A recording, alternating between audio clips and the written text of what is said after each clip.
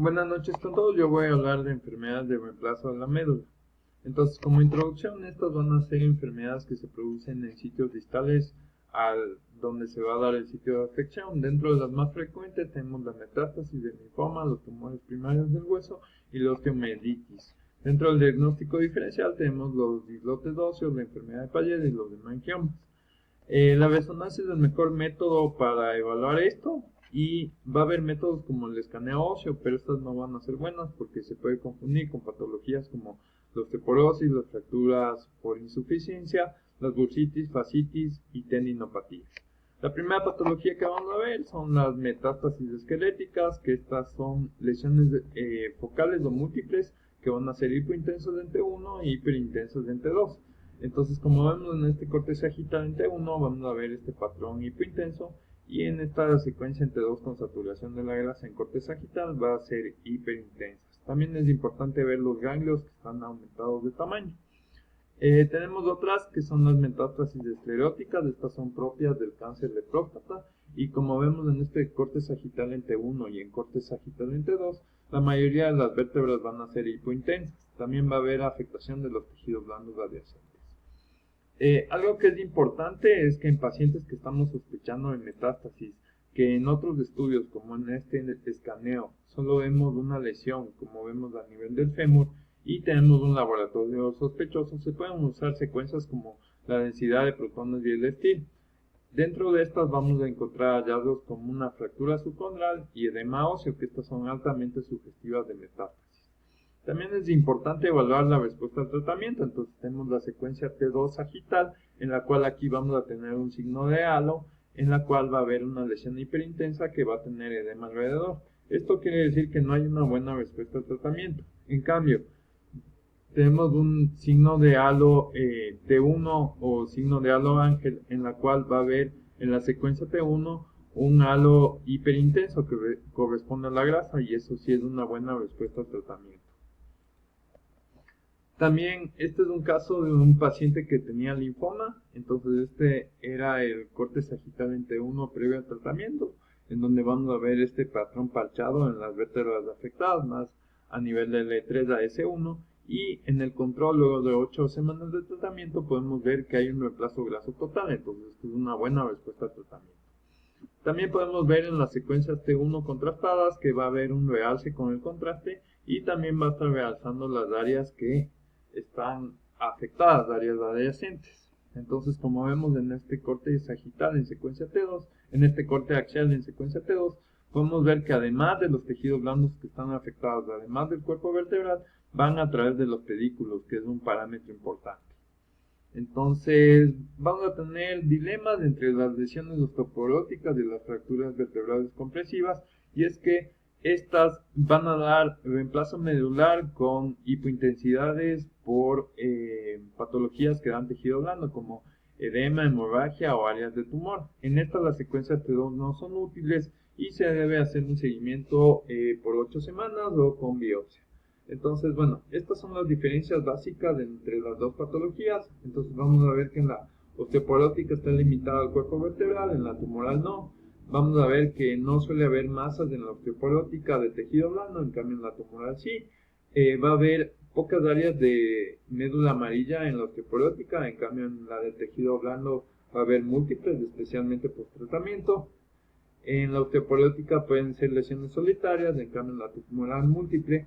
Y en la osteoporótica va a haber una línea de fractura, lo cual no hay en la tumoral. Entonces aquí vemos este corte sagital en secuencia T1, en donde esta vértebra tiene homogénea esta hipointensidad que es sugestiva de malignidad.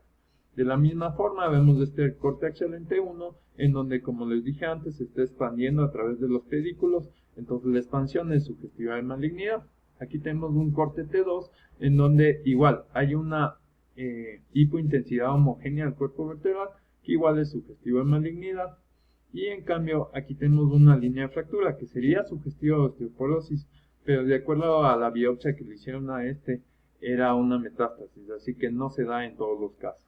Y como vemos aquí sí hay un trazo de fractura y hay áreas focales de hipointensidad, no es todo, entonces eso es sugestivo de benignidad. En cuanto a los linfomas, tenemos que el 95% provienen por el torrente sanguíneo. Estas van a tener características por imagen de un carcinoma metastásico y van a ser hipointensas en las secuencias T1 y en las secuencias T2. Pueden tener diseminación en el 20 al 50% de los casos, y lo característico de los linfomas es que pueden dar aspirados discrepantes, entonces es importante la resonancia. Otra patología va a ser el desgaste medular, en el cual se da una ausencia de médula roja que se puede dar por anemia anaplásica, quimioterapia y radioterapia. Esta patología no se va a ver por imagen, sino por laboratorio, pero es importante ver los resultados del tratamiento del mismo. Entonces, por imagen lo que vamos a ver es una hiperintensidad regional difusa dada por el reemplazo graso, y en las secuencias T2 va a haber una hiperintensidad y en el STIR y saturación grasa van a ser hipointensas. Entonces, aquí tenemos un caso clásico de anemia anaplásica con reemplazo graso, en donde vemos que el tejido óseo por el reemplazo graso va a ser más hiperintenso de lo común. Aquí en cambio tenemos un paciente que ha sido tratado por anemia anaplásica, en las cuales puede haber islotes de regeneración de médula roja, y por eso da este patrón parchado que se podría confundir con la enfermedad metastásica. También tenemos los cambios que se dan luego de quimioterapia, en donde vemos que hay un reemplazo graso total y por eso se ve todo hiperintenso.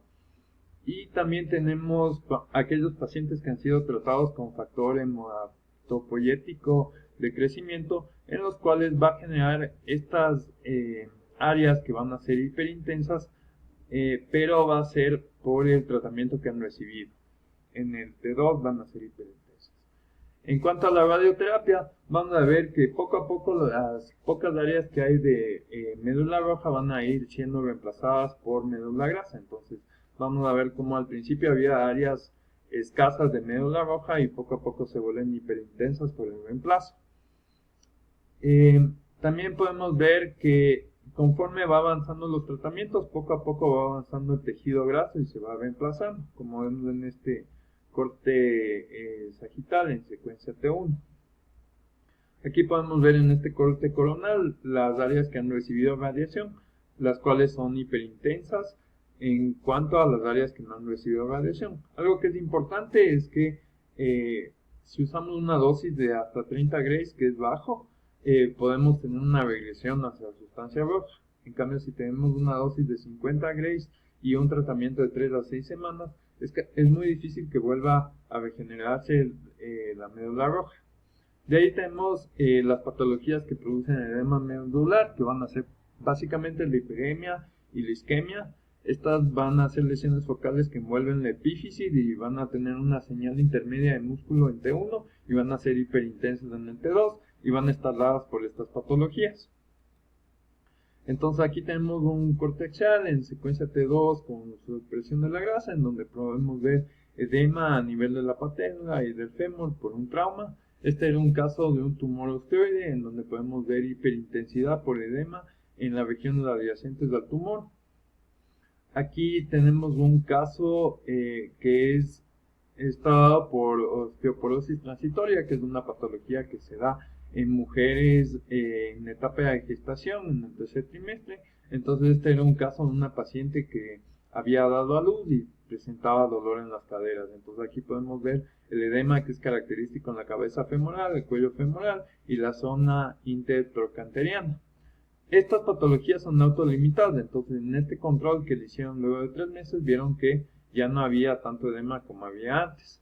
En cuanto a la isquemia, esta se produce por osteonecrosis y esta va a generar lesiones focales en la epífisis y la diáfisis. Esta va a dar un patrón geográfico heterogéneo en fases tardías y está producida básicamente por estas patologías. Entonces, en una fase temprana lo que vamos a ver es que en las secuencias T2 van a ser hiperintensas y en las secuencias T1 van a ser hipointensas o de señal intermedia. En cambio, en las fases tardías vamos a tener un patrón serpenginoso. Esto quiere decir que hay áreas afectadas y otras áreas no afectadas. Va a ser un patrón heterogéneo. También se lo llama el signo de la flama. Entonces, en las secuencias T1 vamos a ver que va a ser hipointensa y en las secuencias T2 estas áreas van a ser hiperintensas. De ahí tenemos el misceláneo de enfermedades. Vamos a empezar con la enfermedad de Gaucher, que es una alteración del metabolismo por una enzima llamada glucocerebrosidasa, y básicamente esta va a producir la acumulación de líquidos a nivel del sistema retículo endotelial. Entonces, como vemos en esta secuencia T1 y en esta secuencia T2, vamos a tener áreas parchadas hiperintensas que corresponden a la acumulación de lípidos en las células. De la misma forma, tenemos la enfermedad de Payet, que es una enfermedad inflamatoria que produce destrucción y regeneración ósea, y esta va a dar un engrosamiento en la parte trabecular y cortical del hueso.